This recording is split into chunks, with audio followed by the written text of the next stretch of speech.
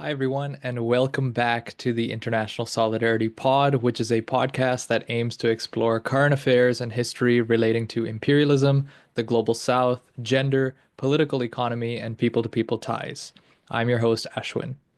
Be sure to subscribe to our channel and give this video a like. We count on your support. Today, I'm joined by Dimitri Lascaris. Dimitri is a well known lawyer and anti imperialist independent journalist based between Canada and Greece. He also ran for leader of the Green Party of Canada in 2020 on a robust left wing campaign and came second in that race. In this episode, we discuss what's at stake in the upcoming Canadian federal election. We touch on Canada's place in the world, particularly as it relates to the US, as well as the genocide in Palestine, issues of housing and immigration in Canada, and the state of the Canadian left, among other things. I will flag, though, however, that Dimitri was joining us from high up in some Greek mountains, so his internet was a little laggy, and his video is mostly unclear throughout this episode, but his audio is just fine. In addition to whichever platform you're watching or listening to this on, you can follow the work I do on Instagram at Journal of INTL Solidarity and on Substack at intlsolidarity.substack.com. If you're listening to this on either Spotify or Apple Podcasts, please leave a review as it helps get this program to new listeners. Okay, here's my conversation with Dimitri. Okay, welcome, Dimitri, to the International Solidarity Pod. It's great to have you on. I've been following you, for a while now. I had supported your candidacy for the leadership of the Green Party in 2020. That was when I was, first just getting sort of disaffectioned with the NDP, which I was, with at the time. And now I follow your work and your excellent YouTube channel, Reason to Resist. So it's great to have you on. Um, okay, so the 2025 Canadian federal election is set to take place April 28th. That's just in a couple of days. I'd like to perhaps first help situate our audience and recap the events leading up to the current moment. So in December 2024, at a real low point for both the Liberals and Justin Trudeau's personal popularity, then Finance Minister Chrystia Freeland resigns from her role after Trudeau makes it clear that that he wants to replace her with Mark Carney.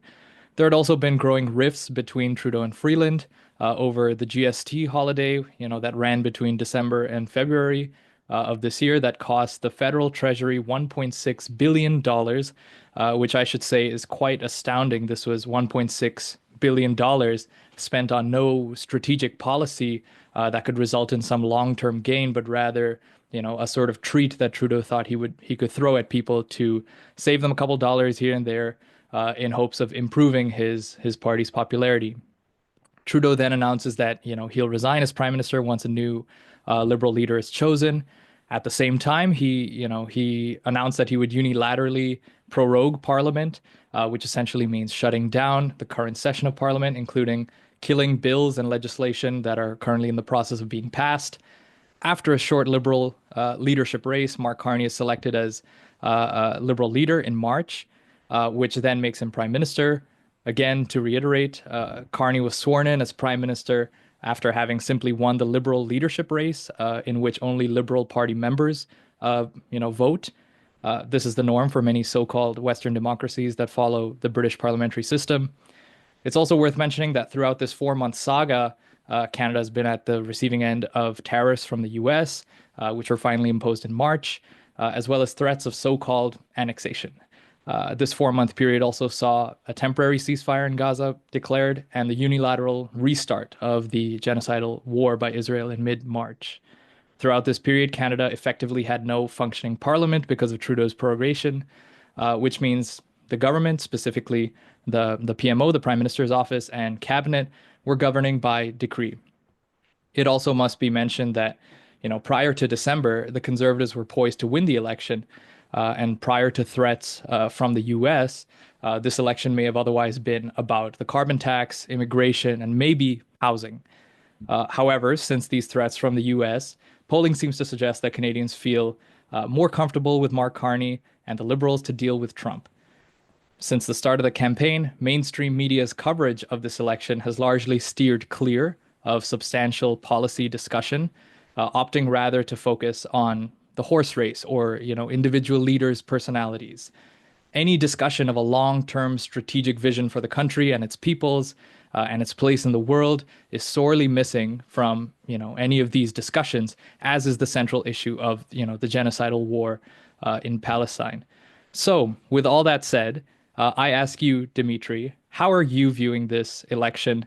What's at stake, and how should regular folks in Canada, working folks in Canada, be orienting themselves toward it? Well, first of all, thank you very much for supporting me in the Green Party of Canada leadership contest. I greatly appreciate that. And uh, I look back fondly on that experience because there were many people who, came forward not necessarily because they had any strong affiliation with the Green Party historically, but because they felt a profound need for something different and honest and radical. The word radical means, getting at the root of things. And somehow in the West, we've managed to turn that into a bad thing. But it's actually the radicals, like you and me, who are most connected with reality. So it's the so-called centrists and the so-called moderates who are most detached from reality. And so it's always a great pleasure for me to connect with people who supported the campaign and whom I've not previously met. Um, the uh, the current situation, look, I have to say that when I was running to be the leader of the Green Party of Canada, many people said to me, sometimes publicly, sometimes privately, Dimitri, the greatest challenge you have is that voters are stupid. And I always recoiled in horror at this because I think actually that the average human being is capable of appreciating the ordinary human being. Is capable of appreciating much more than we give the ordinary human being credit for in the corporate media discourse. And all you have to do is give people the information that they need in order to make informed decisions. And usually they'll get it right. The vast majority of people will get it right. And they'll make decisions that are in the interests of society, that are promotive of democracy, human rights, peace. And so I was of the view that the only problem was the information system, right? We weren't giving voters the information that we needed. Now, my views have changed somewhat. I still continue to believe, have confidence in ordinary citizens to make the right decisions when they have the information and process it.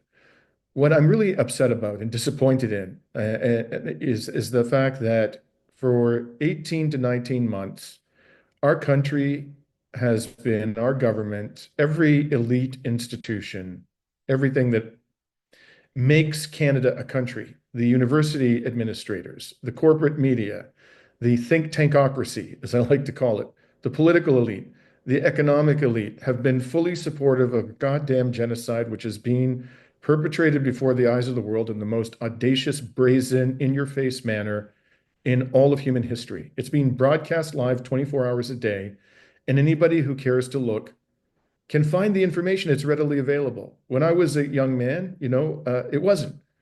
I was born in 1963. When I did my undergrad, I didn't have a computer. There was no internet. I didn't have any cell phones. They didn't exist, not for ordinary citizens. So if I wanted to find something out, and I wasn't prepared to rely upon the corporate media, I had to go to some archive somewhere and look at microfiche, and do exhaustive research. All of the information we need to understand our government's complicity in this horrific genocide is at our fingertips. And so it's not, it's, I now have, I'm feeling very disenchanted with the citizenry because although I do believe that when they have the information and process it, there's a large degree of complacency that is taken over the population, and they are not accessing the information that is readily available to them. There is a propaganda system in our country. It is extraordinarily effective and sophisticated. That must be taken into account. But the information is there, people. And if you're not irate and stomping your feet and furious with our government's complicity in this horrific genocide, then either you don't have a conscience or you are too complacent. So this brings me to the election. What has happened is what you just repeated to me about how, Carney emerged as the front runner is the conventional wisdom, I think. And I think that that was your intention, was to convey the conventional wisdom, which is to say, oh, the Canadian electorate, perceived him to be better to deal with Trump, and Trump is the wild card, and he came in and he threw a big spanner into the works and blah, blah, blah. Yeah, there's some truth to that, but I don't think that can explain the degree of the shift in public sentiment. We experienced something unbelievable. The Liberals were on the verge in December of an absolutely crushing defeat. I think they were at like 23% in the polls. They were in NDP territory, and all of a sudden, the Liberals, in the space of 2 to 3 months, are looking at a majority. This is wild. This is unbelievable. I don't think this can be entirely explained by Trump.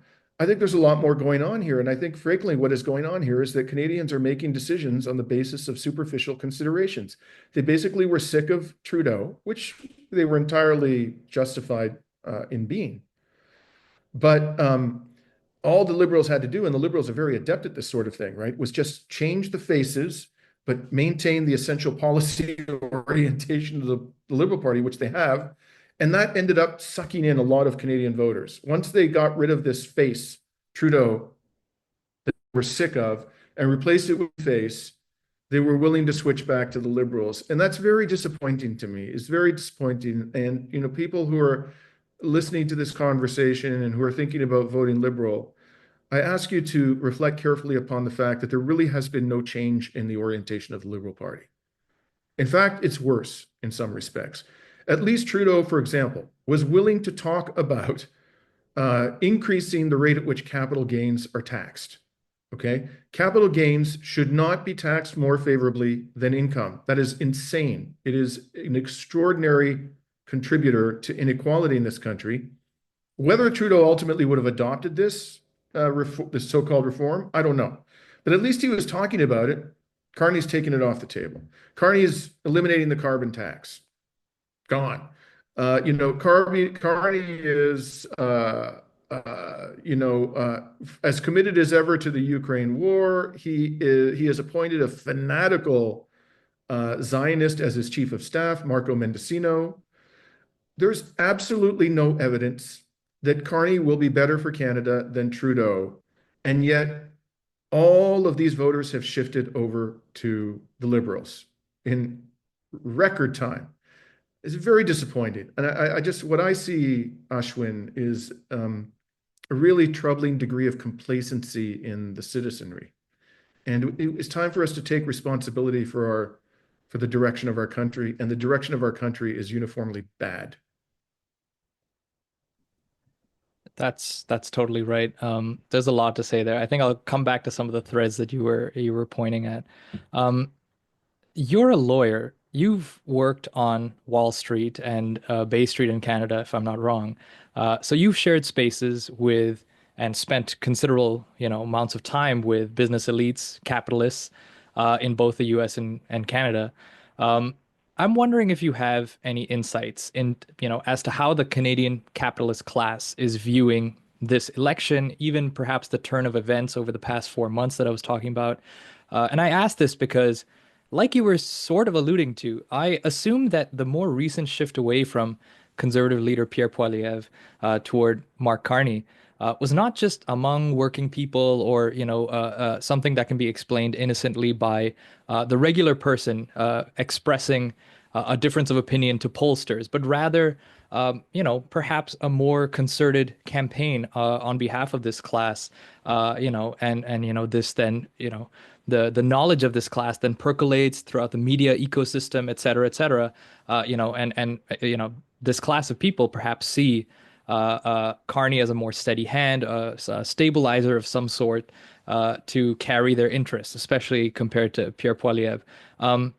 So I might have started answering the question itself, but like, I'm wondering as to what your insights are on this, because you've interacted with these folks in a way that maybe I haven't, especially not to the same extent. Carney is a Goldman Sachs banker. I mean, that's really all you need to know. And that's why that says it all. You know, when I started my career on Wall Street, the most important client of our firm, Sullivan Cromwell, was Goldman Sachs. I interacted on a daily basis with partners of Goldman Sachs for my entire legal career, virtually on a daily basis.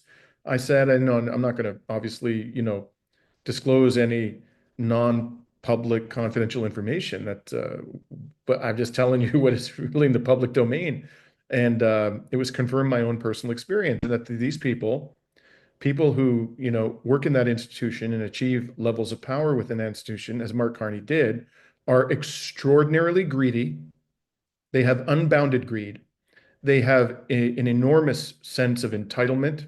They usually come from highly privileged backgrounds. They have no concern whatsoever for the working class, zero concern. They don't even give them any thought. And that's who Mark Carney is. And so naturally, the ultra wealthy who are like that too, that's exactly what defines them. Those qualities feel very comfortable with Mark Carney. I think they regard Mark Carney as more predictable, as you've suggested. I think you're absolutely right about this. He's more reliable and predictable. They identify with him. So, and that explains in part why there has been this extraordinary turnaround. They were losing confidence in the ability of Justin Trudeau to continue to defend their interests because he had become wildly unpopular. Mark Carney comes along.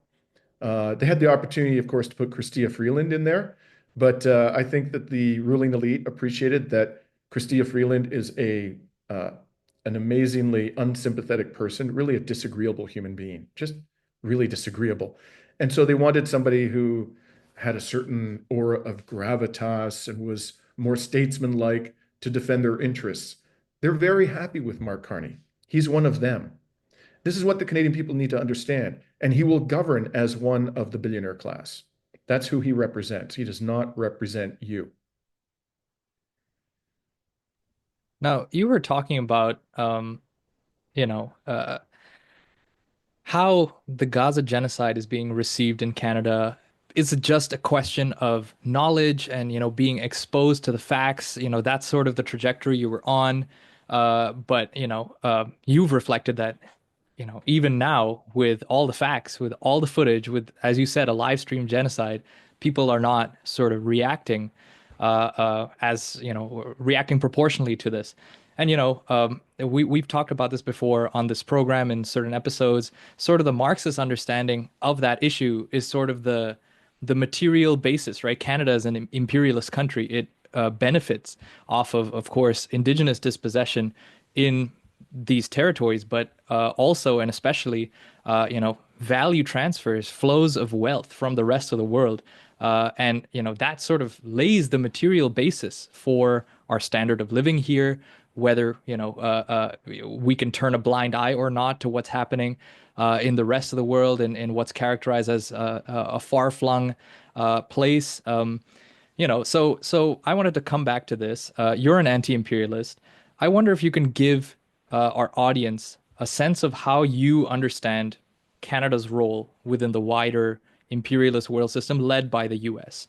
And this is obviously certainly not something that is being paid attention to, during election cycles. I mean, narratives of Canada's place in the world are sort of reduced, especially now, to, oh, we're being bullied by the US and maybe even we're a colony of the US, that kind of thing. But without putting into perspective Canada's place in the broader world system, could you just give us some of your insights on, what is Canada's role within this world system, imperialist world system led by the US?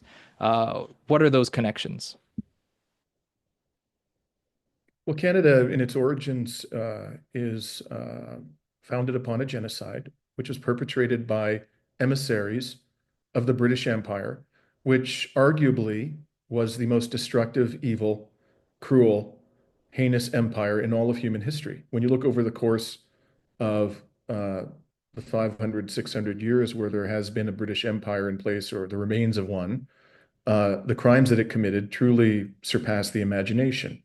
Just absolutely exterminating indigenous peoples in what are now the Americas, slavery, overthrowing democratic governments, people-oriented movements, crushing them, torture, uh, waging proxy wars, laying waste to all of West Asia as it has done. This is truly, I think you could make a very powerful case that it's the most evil empire in human history. And what it did was it sent its emissaries, its to the so-called New World to exterminate the indigenous population, and then engage in a project of massive extraction and exploitation and pillaging, which has been going on ever since. We started this project that we call Canada as a vassal of the British Empire. And then during the Second World War, when the British Empire was effectively brought to its knees and supplanted by the American Empire, uh, the Canadian ruling elite seamlessly transitioned from being a vassal of the British Empire to being a vassal of the American Empire. There has never been a point in time in which Canada has been a truly sovereign, independent nation, ever. And it has never come to terms with its genocide and its complicity in the other crimes of the Anglo-American Empire. Today, it's no surprise to me that our government is committed in whatever its rhetorical flourishes may be from time to time. In actual fact, it is committed in every conceivable way to the destruction of all resistance to Anglo-American hegemony in West Asia. It is willing to support and countenance any crime, any atrocity, no matter how heinous, how obvious, how well documented it may be. It's no surprise to me whatsoever. And Again, my great disappointment is that so many people in this country fail to see that. Now, I think if people actually took the time to inform themselves and uh, and process the information that is available to them, I do believe that a majority of Canadians would be outraged by what is happening and by what our government is doing, not only to the Palestinians, but to a whole range of crises around the world. Um, but it is true that there is a significant minority in this country that is very much on board with the agenda of the Anglo-American Empire. There are a significant majority in this country who are fundamentally white supremacists, and overwhelmingly, you will find them in the halls of power.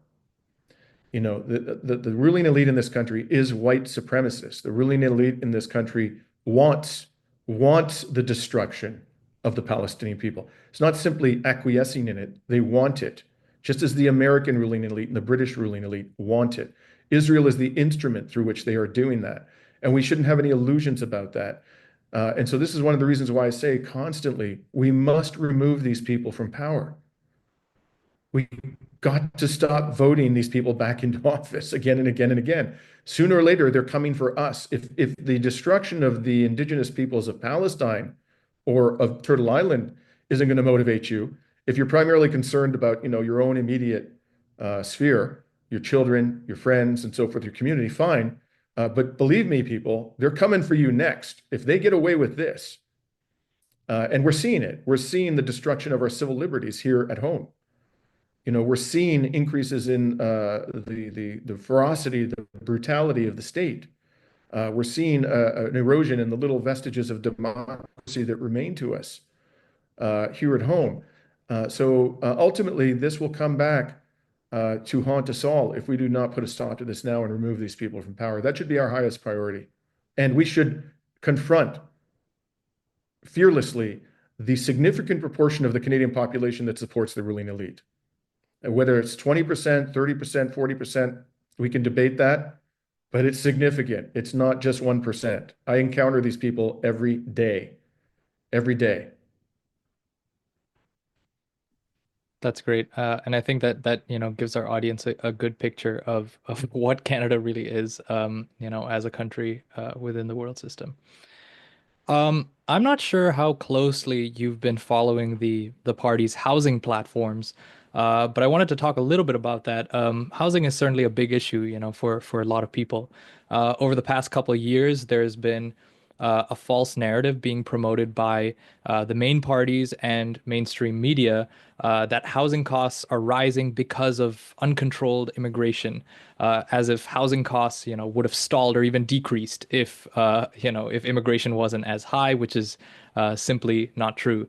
I'm curious to know what are some of your reflections on the state of housing and immigration, perhaps, in Canada, how it's being addressed in the electoral sphere, and what a robust housing policy might look like, in your opinion? I must say, I haven't been following this very carefully. I did, when I was in Canada practicing law, I sat on the board of the Unity Project for the Relief of Homelessness in London, Ontario, for a decade, and I was the vice chair when I finally left London and moved on, and came to understand while I was sitting on the board of the Unity Project how severe the problem of homelessness is and how avoidable it is. Um, is the increase in housing in immigration, and there has been again, I'm not entirely up to speed on the crisis at this particular point because I have not been prioritizing that as an issue. I'm mostly concerned about the fact that the world is descending into a global conflagration of war. But my belief is that the increase in housing prices, which is very real, is causing serious problems for the vast majority of the population. Is the sharp increase in immigration is a very modest contributor to that. Basically, the fundamental problem is the stock of housing, affordable housing. It's as simple as that. It is inadequate to meet the demand of the population. The government could easily solve this. All it has to do is construct affordable housing, make it available to people who have low or medium incomes, and make the necessary investments. But it's not willing to do that. It's not willing to do that. As simple as that. They'd rather, I understand that Carney announced that he's going to be increasing military spending by $18 billion. $18 billion. With 18, which we don't need, no one threatens us. No one's going to invade Canada. This is a hallucination. They're lying to you people when they say, the Russians and the Chinese are, you know, coveting our lands and our resources and plan to come, pouring across the Arctic, across the Pacific, and will invade our country if we don't defend ourselves. This is such nonsense. It's delusional. The fact of the matter is that those $18 billion, if they were committed to increase the stock of affordable housing, we would solve the problem of homelessness, and we would solve the problem of the unaffordability of housing for so many Canadians, conscientious, hardworking Canadians, in a heartbeat. They just don't want to spend the money. It's not complicated. Absolutely. Um, I want to talk now a little bit about the NDP. They're absolutely, trailing in the polls. They're also likely to lose official party status in this election. As I mentioned, I was a former NDP partisan who actually actively supported and worked for and with the party for about 4 years. I was an active member, executive member of, NDP youth organizations, et cetera, et cetera. What I can say is that, I sit here today talking to you because it was the NDP that radicalized me. The 2021 election and the NDP convention right before it was really when I started to understand how unserious the NDP was as an ostensibly progressive party that wanted to achieve anything, really. I should also note, and this is very important, it's not getting enough attention, but during the entire supply and confidence agreement between the Liberal minority government and the NDP wielded, sufficient leverage to extract concessions from the Liberals on the Gaza genocide in particular. And, this was particularly at a time when the Liberals were really low in the polls. So the NDP could have even threatened to, to bring down the government over this, which would be proportionate. But they chose not to use that leverage. Also important to note here is how the labor unions are really a conservative force within the NDP, and I've seen this firsthand at conventions. That can be a whole discussion of its own. So, how do you reflect on the place of the NDP in the electoral landscape? I do want to talk a little bit more about prospects of the left, in the electoral sphere or otherwise. And we'll get to that. But yeah, just some of your reflections on the NDP on the electoral landscape over the past couple of years. Look, I actually was an NDP member twice myself. I I left the Greens. My first political party I ever joined was the Greens in 2007. Around 2011, at the urging of a very good friend of mine who was a stalwart of the NDP, I switched. And I attended the last convention of Jack Layton in Vancouver. I think that was around 2011. Then I returned to the Greens after Mulcair came in and left the Greens again and rejoined the NDP to support the candidacy of Nikki Ashton, who I think would have been such a breath of fresh air in Canadian politics. Um, and unfortunately, at the 11th hour, as I recall, I actually held two fundraisers for Nikki Ashton at my home. One of them was in London, Ontario, which I was told by her campaign staff was the most successful fundraiser she had up until that point in time in her campaign. And then suddenly, out of nowhere, they parachute Jagmeet Singh into the leadership race. At that point, it seemed, as I recall, to be more or less a toss-up between Charlie Angus and Nikki, right? And Jagmeet comes out of nowhere, and he was as I recall, he was a member of the Ontario legislature at the time, so he wasn't completely unknown to Canadians. But no one, I think, was anticipating that he was going to come in and just take it away from Nikki and Charlie. And immediately, we found out that Jagmeet Singh was an instrument of uh, how shall we say? I'm struggling to find the words. What I'll tell you is the story. The story is I went to the first policy convention after Jagmeet Singh became the leader. I believe this was 2018. And at the time, some very conscientious and determined Palestinian solidarity activists in the NDP grassroots brought forward a motion. And in order to get that motion to the floor to be voted upon, they had to ensure that it was prioritized very high because there were so many motions. And they did a wonderful job before the convention of getting a huge number of electoral district associations to support the resolution. So it had a huge amount of support. And at around 7 in the morning, on the first day of the convention, I attended this session where the resolutions were going to be prioritized.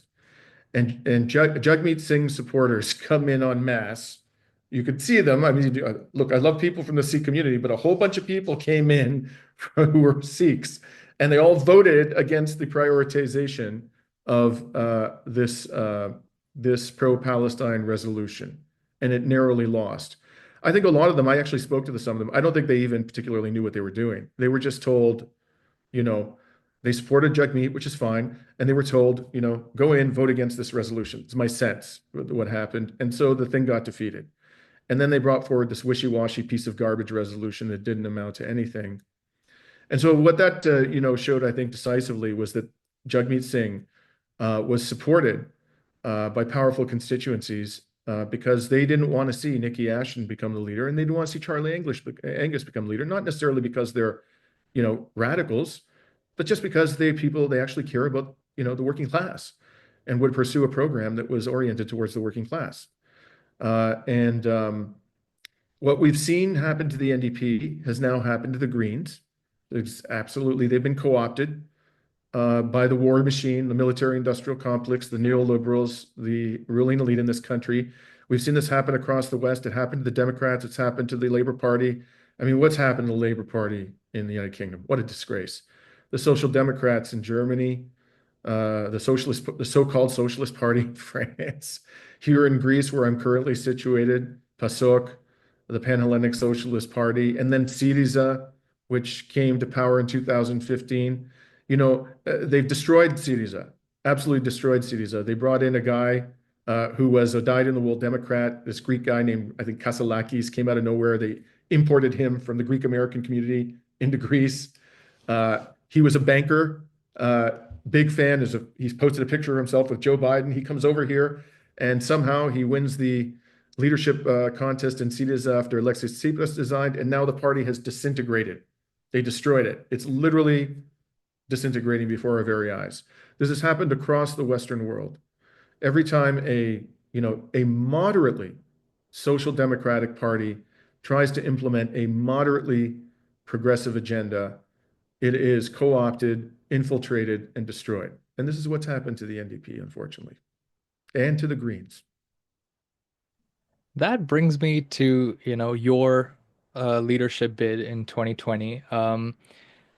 You've started talking about this, but tell us a little bit more about that experience. What were some of the hopes that you had in terms of a political program? If you had indeed become leader, which you were close to. You came in second with 40 something percent. You can correct me there. The person who came in first was just above 50%. And what were some of the roadblocks you encountered, and what do you take away from that experience? This is my experience running for the Green Party was absolutely consistent with what I've just said about the co-option and the destruction of left-wing parties in the Western world. So when I entered, well, first of all, let me go back to the very beginning. The very beginning is Elizabeth May in 2019, after 13 years of the leadership of the Green Party, longest serving leader in Parliament. Uh, you know, After contesting the 2019 election and coming away with it after she had all these high hopes and was saying, "Oh my God, climate crisis, our signature issue, has become so important to the Canadian electorate. This is going to be our big breakthrough election." And they win 3 seats, which is less than 1% of the seats in Parliament. Okay. And something else happened, although she never talked about it in the course of that election, which I think was very, very damaging to the Green Party. And that is, there was a survey done which showed that the Green Party had the lowest number of racialized candidates of any party in Parliament, and even less than the People's Party of Canada. The lowest proportion of it, an utter disgrace. And I'll tell you, when I sat on the shadow cabinet in the Green Party, I couldn't believe, back in 2016, I couldn't believe how white it was. It was shocking to me how white the Green parties. There was like one or two Indigenous people there, but I don't think there was anybody else who wasn't, of Anglo-Saxon origin. There were no Arabs, no Muslims. I don't recall any black people on the shadow cabinet. Anyways, all of this, the accumulation of all these factors, finally persuaded Elizabeth May she had to leave. She resigned, but she said, "I'm not leaving politics. I'm going to stay in the caucus. I'm going to run in the next election in Saanich Gulf Islands. But in the upcoming leadership contest, I have to be completely neutral." She said that on national television. I have a recording of it saved on my laptop. Okay.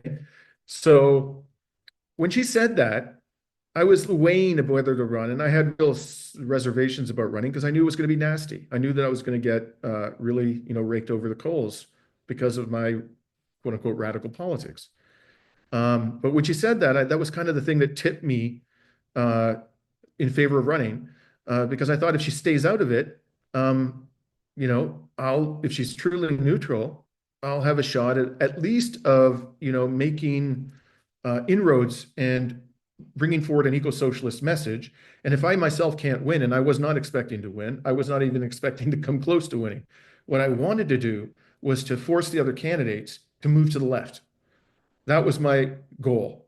I thought that was a realistic goal, but I was concerned they weren't going to let me run, because Elizabeth May was very hostile to me because I was, again, too radical for the party elite. But she said this on national television. So I'm like, okay, stupidly, I took her word for it. And I threw my hat into the ring. And sure enough, as soon as I threw my hat into the ring, she completely turned around and began to support Annamie Paul aggressively. And behind the scenes, she was applying great pressure on decision makers within the party not to approve my candidacy. And initially, they blocked me. They stopped me from, they nixed my application to be approved as a candidate, and I had to appeal. And essentially everything they listed to me 5 reasons why they were rejecting my candidacy, and pretty much all of them had to do in one way or another with Palestine. Just it was completely disgraceful, and also because I had criticized Andrew Weaver, the former leader of the BC Green Party, who 2 years later turned on the Green Party, left the Green Party of BC, and began castigating the Green parties of BC and the federal Green Party while expressing love and affection for the Trudeau Liberals. So he turned out to be, a turncoat. But this is because I criticized him. This was cited as a reason for them rejecting me. But I appealed, and to my great surprise, they allowed me back into the race. At that point, something quite um, unexpected happened, and that is that a lot of people began to join the party. We began to receive huge amounts of donations. The more outspoken we became about the need for the party to present a radical agenda, the more momentum we built. And I couldn't believe the amount of money that was coming in, and it wasn't coming in from any well-heeled donors. And we ended up raising the second largest amount of money, just behind Annemie Paul, whose fundraising efforts were assisted aggressively by Elizabeth May throughout the campaign. And then we got to the actual day of the announcement, and I went to Ottawa. At that point, we knew because of the fundraising numbers that our campaign might actually win. And when I was standing in the conference in the hall, the conference hall in Ottawa, in an Ottawa hotel where they were about to announce the results, I was allowed to bring one person with me. I brought my campaign strategist, who was a dear friend of mine. And I remember when we were minutes away from hearing the announcement, I turned to him and I said to him, in all honesty, um, I feel like I'm going to throw up. And he said, well, why do you feel that way? I said, because I might win. And this is actually possible that I might win. I wasn't expecting this. And he says, so why would that cause you to feel sick? And I said, because I know what's coming. What's coming is if I win, the level of vilification is going to go off the charts. It's going to be far worse than what I had to put up with during the leadership contest. And mercifully, I ended up with 46% of the vote on the eighth and final ballot. And I say mercifully for my own health. For the move, I guess a victory would have been better. But really, for my own personal health, I think it was the best thing because it was ugly. It was ugly. The things that I had to put up with, in terms of the reputational smears, the the the the shenanigans that were going on behind the scenes, the backstabbing. Elizabeth May just didn't stop right up until the last week of the campaign. When at that point it was quite clear that I was a serious, there was a serious chance I was going to win. Somebody leaked to me that in a federal council meeting, Elizabeth May was urging them to revoke my party membership so that I would, even though I had been approved as a candidate, she was looking for some way to keep me off the ballot at the last second, and she was urging people on federal council to revoke my party membership so that I would be ineligible to be on the ballot. And the person who provided that information to me was there. Okay, so I know this happened. This is what I had to put up with. And look, it's not.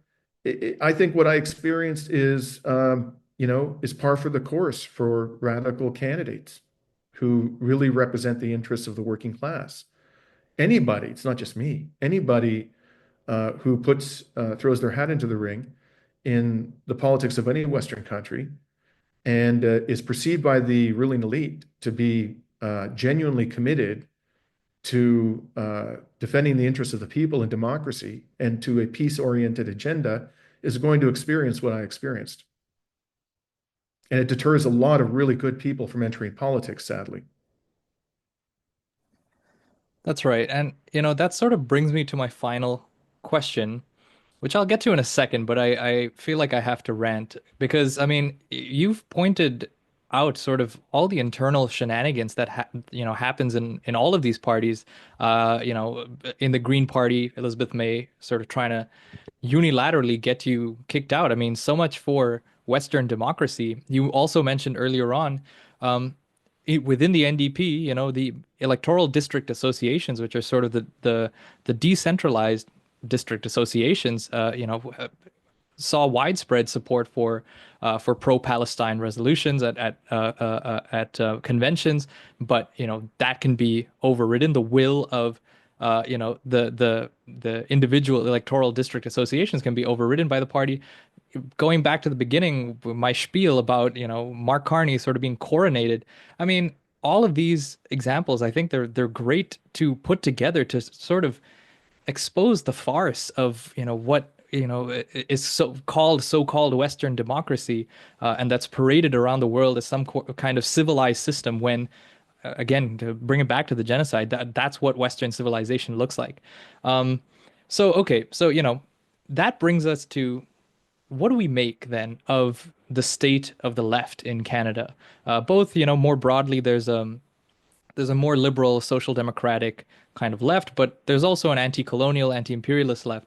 I'm wondering how you reflect on the state of the left in Canada. My reflections are, a little bit that, we see a little bit more organization and at an increasing pace of the left in the US, whereas in Canada, I think this era that you're talking about, 2020 onward, saw great demobilization of the radical left within the Green Party. My experience, and I guess I can only speak for my experiences, my observation is that within the NDP, I was sort of part of the more radical contingent, the more left contingent after the 2021 convention and that election. That part of the left also became demobilized.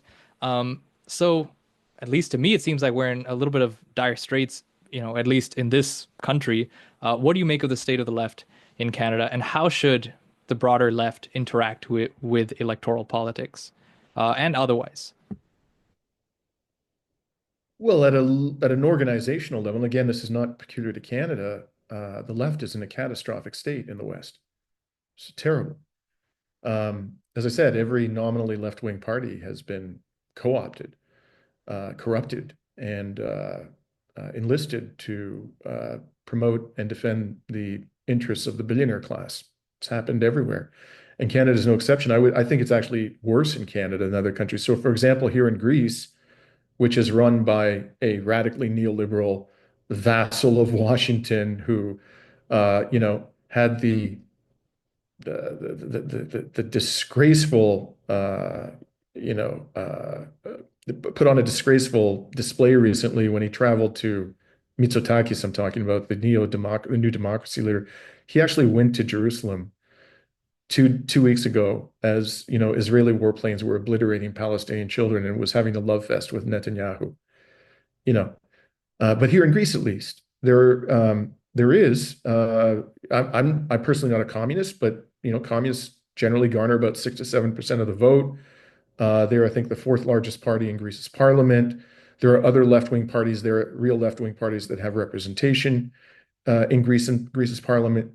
Canada, man, there's no really left-wing party that has any seats in parliament. There are a few left-wing MPs, like I think you can fairly describe not just Nikki Ashton, but Matthew Green is left-wing. And, in the Ontario legislature, you have Joel Harden, great guy, love Joel. He's left-wing. Personally don't think any of these people is as radical as I am, but they're genuine leftists, I believe, right? So you can find them, but is there a party that is led by a leftist anywhere in Canada? Not just, I mean, even at the provincial legislatures, I'm not even sure that Quebec Solidaire could be fairly described as leftist, but maybe you could call Quebec Solidaire. Other than that, at the federal and provincial level, there is no party that is led by a leftist that has representation in a provincial legislature or in parliament. That is sad state of affairs. We have to be realistic about that. So, what is the answer? Well, again, I cannot stress enough the need to be realistic. You have to look at the lay of the land and understand the realities of the situation. And if we on the left go around refusing to speak with or coordinate our activities with or cooperate with people who don't identify as leftists, but who have certain objectives which are consistent with our own, we're not going to get anywhere. And so, for example, I think the Ukraine war is an excellent example of this. If you're a genuine leftist, you should be arguing, in my opinion, for that war to be brought to an end by negotiation, and that will mean concessions on the side of NATO and its proxy, the Zelensky regime. It's a regime. It's not, they don't have, Zelensky has no democratic mandate, okay? He's governing by martial law. Even if you believe that he was democratically elected, personally, I don't buy that, but even if you believe that, his mandate expired. He's now an autocrat. He has no legitimacy. Whatever, whoever's in power there is going to need to make serious concessions to the Russian Federation in order to bring that war to an end. And you say, well, why might they do that? Look, there's plenty of reasons, but I'll give you one. The number one reason is because if they don't, it's going to get worse. They're going to lose more territory. They're going to lose more people. Their country, whatever sovereignty remains to them, is going to be gone. They're going to lose access to the Black Sea. They're going to become a landlocked rump state. So I don't know how leftists looking at the situation could say we want to continue to, we want to prolong that war. Makes no sense whatsoever. Whatever you may think of Russia, it makes absolutely no sense. It's inhumane. So what I've done is I will talk to people on the right, people who identify as rightists. I will interview them. I will promote their views about the Ukraine war because I think that that is something that we ought to be striving to achieve. And by the way, I didn't even mention the risk of nuclear conflagration, right? That is probably the number one reason to bring that war to an end. We came perilously close to a nuclear war during the past 3 years. And, the risk hasn't gone away. So we need to bring that war to an end. So what I actually do when I now do my journalism, I should say, I had a big debate about this with people on my team back when I was running to be the leader of the Green Party of Canada. At that point in time, I was wearing my left-wing politics on my sleeve. I was like, I'm a socialist. Every time I spoke, I'm a socialist, right? And there were people on my team, some of them were like, they loved that. But there were people on my team saying, don't do that. And why? Because you're going to alienate people who agree in substance with some of the things you want to do, really important things, but who don't identify, rightly or wrongly, as socialists. And I said, I don't give a damn. Okay, if you're offended by the word social, that's the point of view that I had then. But I've started to change my mind about this. I am a socialist. I'm probably more socialist now than I have ever been, but I don't feel the need to shove that down people's throats. If I'm talking to somebody who has a common objective with me, even though they themselves may not identify as a socialist, even if they recoil in horror at the word socialist, I'm willing to talk to that person and cooperate with them. And I think that that's what we on the left need to be doing. We need to stop placing, and as I say, I made this mistake. I believe it was a mistake when I ran to be the leader of the Green Party of Canada. I didn't, I never will deny that I'm a socialist. If anybody asks me, I will answer that question honestly and proudly, but I don't need to be constantly harping on about it because I'm just going to alienate people who, there are a lot of people, for example, if you look at the polls, there's a huge amount of support for a wealth tax in this country, even in the Conservative Party. But if you go to people in the Conservative Party who support the wealth tax and you're constantly telling them, I want nothing to do with you, you're conservative, I'm a socialist, you're evil, you're bad, how are we going to get a wealth tax passed? We need a wealth tax desperately, and a much bigger one than anybody has put on the table. So my advice to our comrades on the left is be true to your principles by all means, but don't be dogmatic. Don't be unwilling to deal with members of our society who don't necessarily identify as leftists, but who have common objectives with us in important instances. We should be looking at the challenges confronting us on an issue by issue basis, right? And saying, on this issue, how do we build a coalition to get that done? And if we have to deal with people who don't identify as socialists to get it done, let's do that. And we can disagree with them on other issues. We can fight them tooth and nail on other issues. But why, if we agree with them on, for example, bringing an existentially dangerous war to an end, why wouldn't we cooperate with them for that limited purpose? That's the best advice I can give. And that's, reflected in the way I approach doing journalism now on Reason to Resist. That's great, Dimitri. I think, we can leave it there. I really appreciate, the time you've spent here. Yeah, before you go, could you let the audience know, where they can find your work? Sure. So on YouTube, it's our channel is at Reason to Resist. Like this is basically my full-time job now is producing reports. We focus a lot on foreign policy, on anti-imperialism, but we do reports on Canadian domestic politics. For example, we just had a live stream with Eve Engler and Alex Terrell, the leader of the Green Party of Quebec, about the current offerings on the table in the Canadian federal election. You can also find me on Twitter at Dimitri Lascaris. I spend a lot of time tweeting. So, and if you come onto our live stream, I would be happy to engage with you directly and give you an opportunity to express your views about these things, these issues, and whatever issues we may be addressing at that time. Great. Thanks so much again, Dimitri. Thank you, Ashwin. Great pleasure talking to you, and I wish you the best in your new podcast endeavor. Honestly, I think you have tremendous potential. So stick with it. And I think we need to see more young, socialistically minded Canadians coming forward and establishing a presence in the alternative media. There aren't enough of you out there, and I really encourage you to keep on it.